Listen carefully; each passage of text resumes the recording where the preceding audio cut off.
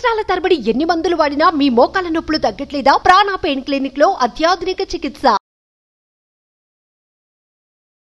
నమస్తే, welcome to Suman TV. నేను విష్ణు. ప్రస్తుతంతో పాటు certified financial planner doctor Bachchu Anil Kumar గారు ఉన్నారు. వారితో మాట్లాడదాం. సార్ నమస్తే. సార్ అనిల్ గారు నమస్తే అండి.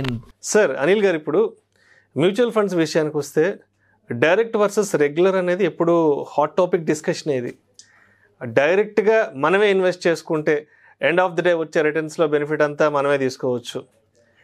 అలా కాకుండా త్రూ అడ్వైజర్ ద్వారా రెగ్యులర్ మోడ్లో వెళ్ళామంటే ఎండ్ ఆఫ్ ది డే వచ్చే రిటర్న్స్ ఏవైతే ఉంటాయో దాంట్లో పెద్ద మొత్తంలో మనం నష్టపోవాల్సి వస్తుంది.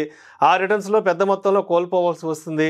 ఆ వచ్చే రిటర్న్స్లో పెద్ద మొత్తంలో అడ్వైజర్ తీసేసుకుంటారు అనేది చాలా పెద్ద వర్షను. దీని మీద రకరకాల వర్షన్స్ చెప్తుంటారు, ఎవరి పర్సెప్షన్ వాళ్ళది. So as a senior certified financial ప్లానర్గా అండ్ మీరు మ్యూచువల్ ఫండ్స్లో ఉన్నారు కాబట్టి అసలు ఏంటి డైరెక్ట్ వర్సెస్ రెగ్యులర్ అనేదానికి మీరు ఏం చెప్తారు? ఇక్కడ ఎవరు ఎంత నష్టపోతుంటారు, లేదంటే ఎవరు ఎంత బెనిఫిట్ అవుతుంటారు అసలు ఇక్కడ? దీనికి చాలా ఇంపార్టెంట్ అంటే దెర్ ఇస్ నో ఎండ్ దానికి ఈ డిస్కషన్కి.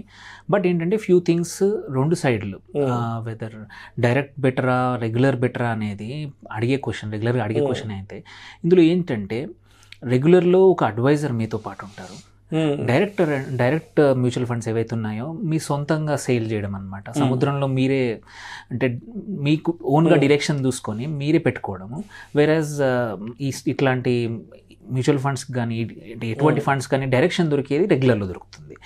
కాస్ట్ పాయింట్ ఆఫ్ వ్యూలో స్మాల్ డిఫరెన్స్ ఉంది. ఇంతకుముందు ఒక ఫ్యూ ఇయర్స్ బ్యాక్ ఏదైతే కాస్ట్ ఏదేమంటారు అడ్వైజర్ కాస్ట్ ఏదైతే ఉండిందో చాలా ఎక్కువ ఉండేవి. బట్ మీరు చూస్తే few years back already SEBI correction చేసేసింది. ఇప్పుడు చాలా లో, ఇట్స్ మ్యూచువల్ ఫండ్స్ ఆర్ లో cost.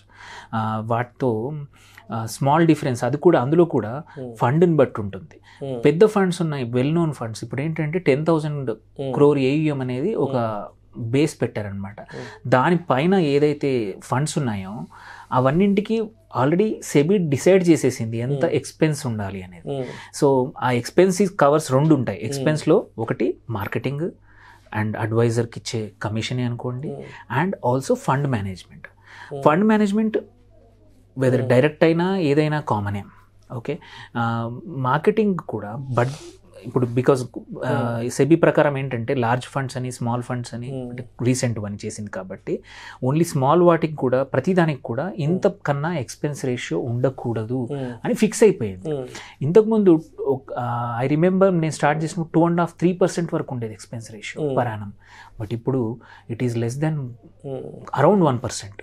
Very recent fund start చేసి తక్కువ AUM ఉంటేనే 1.2-1.3 వరకు ఉంటుంది. దెన్ కమింగ్ టు దీని ఇంప్లికేషన్స్ ఏంటి, దీనివల్ల ఇన్వెస్టర్కి ఏంటి? యూజువల్లీ మీరు చూసుకుంటే డైరెక్ట్కి రెగ్యులర్కి ఏ ఫండ్ ఏ స్కీమ్ అయినా చూసుకుంటే ఎనీవేర్ బిట్వీన్ 0.5 నుంచి 0.6% డిఫరెన్స్ ఉంటుంది. ఏంటంటే మీరు ఎక్సెల్ షీట్లో వేసుకుంటే ఈ 0.5-0.6%ని కాంపౌండింగ్ చేసుకొని 20 ఏళ్ళు 30 సంవత్సరాలు 40 సంవత్సరాలు 50 సంవత్సరాలు వేసుకుంటే ఫిగర్ పెద్దగా కనబడుతుంది.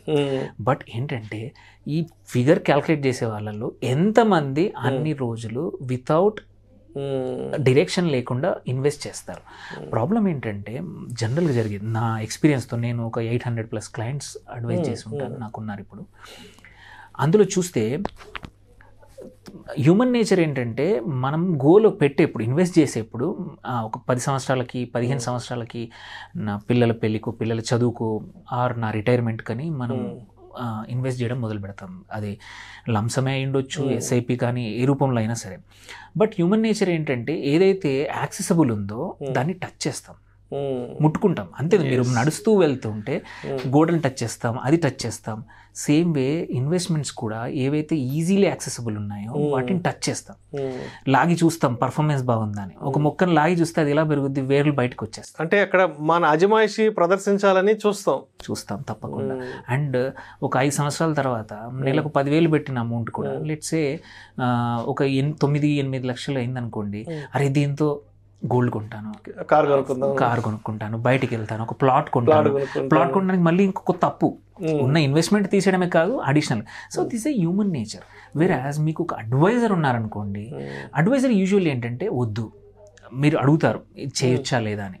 ఒక గురువు లాగా మంచి చెడు ఏదో మనల్ని చెప్తూ ముందుకు తీసుకెళ్తుంటారు ఒక మంచి రైట్ డైరెక్షన్. ఇంకొక అనాలజీ కూడా ఉంది. డాక్టర్ దగ్గరికి వెళ్ళేప్పుడు ఈ కాలంలో డాక్టర్లు అంటున్నారు, నువ్వు ఇంటర్నెట్లో చూసి వచ్చావా సిమ్టమ్స్ అంటారు. అయితే ఆగండి, నేను చెప్పేది వినండి, నేను ఇన్ని సంవత్సరాలు చదివాను, నాకు తెలుసు ఈ ప్రాబ్లం ఉంటే ఎలా ప్రోగ్రెస్ అవుతుంది, దీన్ని ఎలా డయాగ్నోస్ చేయాలి, దీనికి మెడిసిన్స్ అవసరమా, డయాగ్నోసిస్ ఏమైనా టెస్ట్లు అవసరమా అనేది డాక్టర్ చెప్తారు.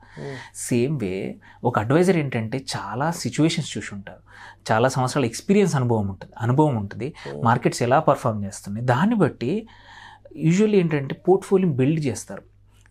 నీకు డబ్బులు అవసరం ఉన్నాయనుకోండి, 3-4 ఈక్విటీ మ్యూచువల్ ఫండ్స్లో నీకు ఆర్ ఈక్విటీ కావచ్చు, డెట్లో కావచ్చు, బ్యాలెన్స్డ్ కావచ్చు, మీ ఏజ్ని బట్టి, మీ రిస్క్ ప్రొఫైల్ని బట్టి డివైడ్ చేయడం వల్ల అడ్వాంటేజ్ ఏంటంటే నీకు ఏ టయానికి ఏది అవసరం ఉందో అవి వాడుకోవచ్చు. వాళ్ళ ప్రొఫెషన్లో వాళ్ళ ఎక్స్పర్టైజ్ ఉంది కాబట్టి ప్రాపర్గా గైడ్ చేస్తారు మనల్ని.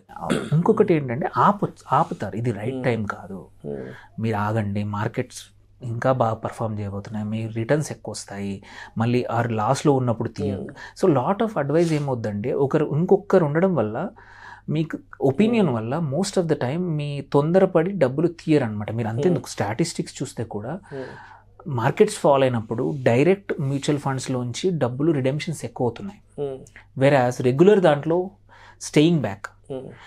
క్లాసిక్ ఎగ్జాంపుల్ నా కేసులో కోవిడ్ అప్పుడు మార్కెట్స్ 50%, 60% కవర్ అయ్యాయి. మీరు చూస్తే నా ఇన్వెస్టర్స్ని నేను ఒక 100 మంది కాల్ చేసి ఉంటారు, ఒక్కరు ఇద్దరైనా మాట వినలా, మిగిలిన వాళ్ళందరూ విని దే స్టేడ్ బ్యాక్. మీకు డబ్బులు అవసరం లేదు.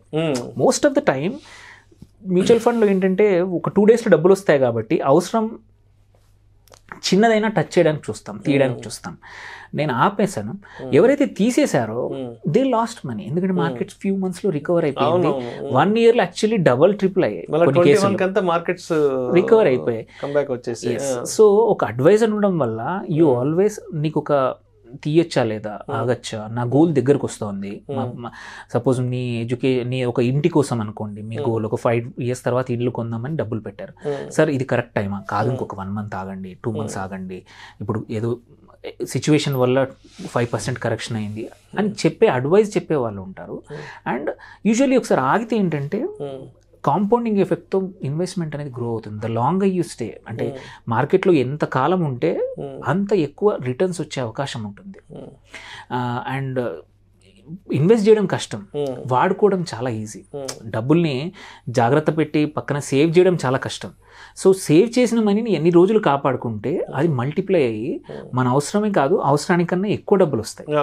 Because most of the time ఏమవుద్ది అంటే మనము అవసరానికి క్యాల్కులేట్ చేసేప్పుడు 12%, 13% రిటర్న్స్తో మార్కెట్లో క్యాల్కులేట్ చేస్తాం అనుకోండి ఈక్విటీ ఫండ్స్లో.